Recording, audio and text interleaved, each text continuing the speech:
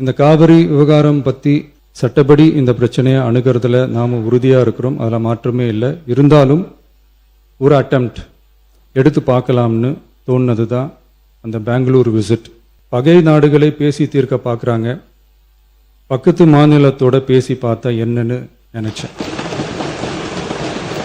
ஒருவேளை அந்த அட்டெம்ப்டில் ஒரு அவமானம் நேர்ந்தா என்ன செய்யன்னு சில பேர் கேட்டாங்க.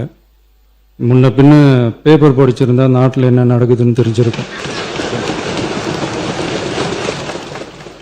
மாண்புமிகு பேரவைத் தலைவர் அவர்களே, காவிரி விவகாரத்தில் எதிர்கட்சி சில விவரங்களை கேட்டிருக்கிறாங்க. காவிரி நமக்கு உயிர் ஆதாரம், நம்மளோட உணர்வு ரீதியான ஒன்று. அதனால் அதை வச்சு அரசியல் பண்ணுற எண்ணம் துளி கூட நம்ம அரசுக்கு இல்லை.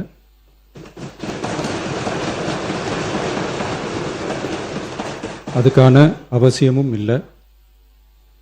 மேகதாது விவகாரத்தில் நாம் எல்லாரும் சேர்ந்து தான் தீர்மானம் போட்டோம்.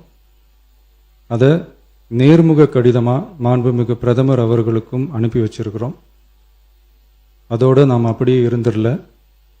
ராஜ்யசபாவில் ஒன்றிய ஜல் சக்தி துறை இணை அமைச்சர் மேகதாது அணை பற்றி முழு விவரங்களை குறிப்பிடலைன்னு தெரிஞ்சதும் காவிரி நடுவர் மன்றத்தின் இறுதி தீர்ப்பு மற்றும் மாண்புமிகு சுப்ரீம் கோர்ட் தீர்ப்பு சம்பந்தமான விதிகள் மற்றும் பத்திகளை கோட் பண்ணி மேகதாது திட்டத்துக்கு எந்த விதமான சட்டபூர்வமான அனுமதியோ நிர்வாக அனுமதியோ வழங்கக்கூடாதுன்னு மாண்புமிகு பிரதமர் அவர்களுக்கு அடுத்த நாளே நேர்முக கடிதம் எழுதினோம்.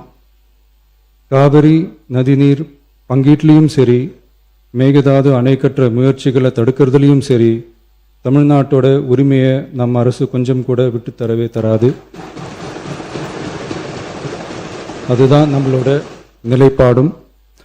அதே நேரத்தில் கர்நாடகாவில் சில அணைகள் கட்ட ஆரம்பித்ததை பற்றியும் இதே அவையில் 1969 ஒரு விவாதம் நடந்திருக்கு.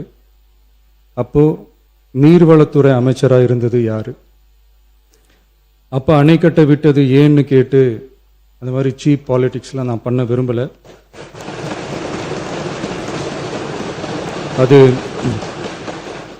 அது நம்ம நோக்கமும் இல்லை. ஏன்னா காவிரி விவகாரத்தை ரொம்ப கவனமாக கையாளணும்.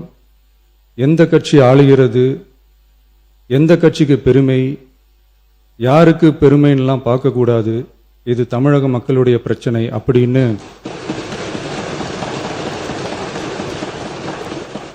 அப்ப இருந்த எதிர்கட்சி தலைவர் திரு கருத்திருமன் அவர்கள் சொன்னதை இந்த சபையில் சொல்ல விரும்புகிறேன்.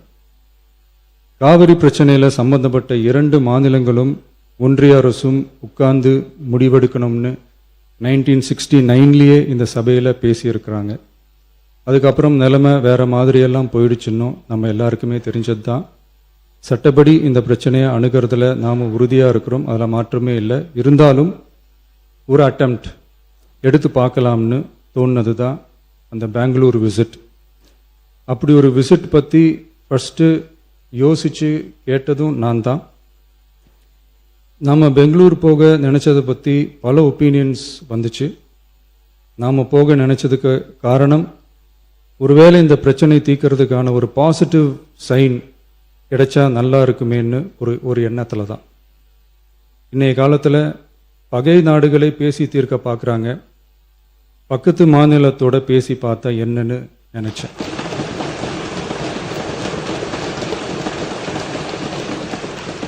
அதனால தான் அப்படி ஒரு அட்டெம்ப்ட் எடுக்க நான் ட்ரை பண்ணோம். ஒருவேளை அந்த அட்டெம்ப்டில் ஒரு அவமானம் நேர்ந்தா என்ன செய்யன்னு சில பேர் கேட்டாங்க. அப்படி நடந்தா தமிழ்நாட்டு மக்களுக்காக அதையும் தாங்க தயாராக தான் இருக்கேன்.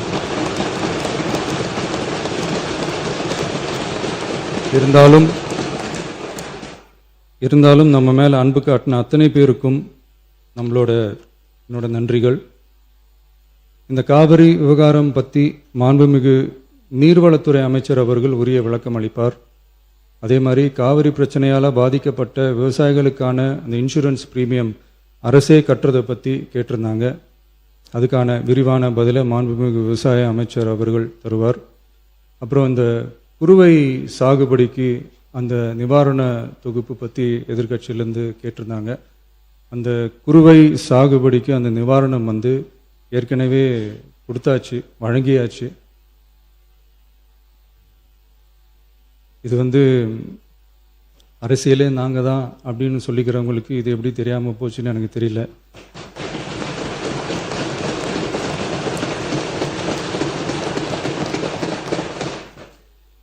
முன்ன பின்ன பேப்பர் படிச்சிருந்தா நாட்டில் என்ன நடக்குதுன்னு தெரிஞ்சிருக்கும்.